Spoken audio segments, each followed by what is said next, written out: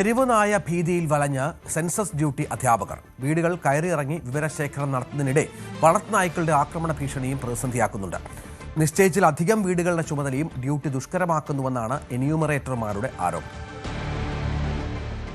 മൂന്നാറിൽ സെൻസസ് വിവരശേഖരണത്തിനായി നിയോഗിക്കപ്പെട്ട അധ്യാപകരാണ് കടുത്ത ജോലി സമ്മർദ്ദം ചൂണ്ടിക്കാട്ടി രംഗത്തെത്തിയിരിക്കുന്നത്. നായ്ക്കളുടെ ശല്യം മൂലം വീടുകളിലേക്ക് എത്താൻ സാധിക്കുന്നില്ല.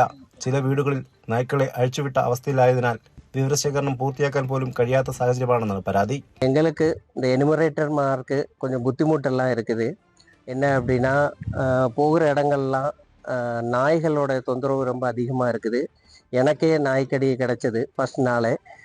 அதே மாதிரி நிறைய என்னோட கூட இதாகக்கூடிய எனுமரேட்டர்ஸ்மாருக்கும் நிறைய பேருக்கு இந்த பாதிப்பெல்லாம் இருக்குது. அப்போ வீடுகளில் இருக்கக்கூடிய நாய்கள்லாம் ஒன்று பாதுகாப்பாக அதை கெட்டி போட்டு இந்த வரக்கூடிய ഡ്യൂട്ടിക്ക് വരக்கூடிய എന്യൂമറേറ്റർക്ക് ഒന്ന് സപ്പോർട്ടാக இருந்தாൽ അത് ரொம்ப ഹെൽപ്പാக இருக்கும் എங்களுக்கு இந்த ഡ്യൂട്ടിയെ கொஞ்சம் முடிக்கிறதுக்கு.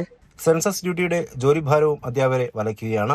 ഒരാൾക്ക് പരമാവധി 200 വീടുകളുടെ ചുമതലയെന്ന മാനദണ്ഡം നിലനിൽക്കുമ്പോഴും ചിലർക്ക് 375 വീടുകളിൽ വരെ വിവരശേഖരണം നടത്തേണ്ടി വരുന്നുവെന്നാണ് ആരോപണം.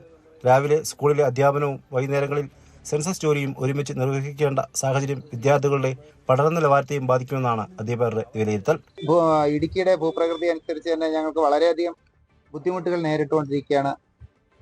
ഞങ്ങളുടെ കൂടെയുള്ള സഹപ്രവർത്തന അധ്യാപകന് ആദ്യ ദിവസം തന്നെ നായയുടെ കടിയേൽക്കുകയും രാത്രി 12 മണി വരെ ആശുപത്രിയിൽ ചെന്നിരിക്കേണ്ട അവസ്ഥയുണ്ടായിട്ടുണ്ട്. അപ്പം അതുകൊണ്ട് തന്നെ നായകളെ ശല്യം കുറയ്ക്കുന്നതിനുള്ള നടപടി പഞ്ചായത്ത് അധികൃതരുടെ ഭാഗത്തു നിന്നും ഉണ്ടാകണം എന്ന് ആവശ്യപ്പെടുകയാണ്. ജോലിഭാരത്തിനൊപ്പം തെരുവുനായ്ക്കൾ ഉയർത്തുന്ന ഭീഷണിയും സെൻസസ് പൂർത്തീകരണം പ്രതിസന്ധിയിലാക്കുമെന്ന ആശങ്കയുമുണ്ട്. ന്യൂസ് 18 ഇടുക്കി. കൂടുതൽ വാർത്തകൾക്ക് news 18 Keralam YouTube channel subscribe ചെയ്യുക.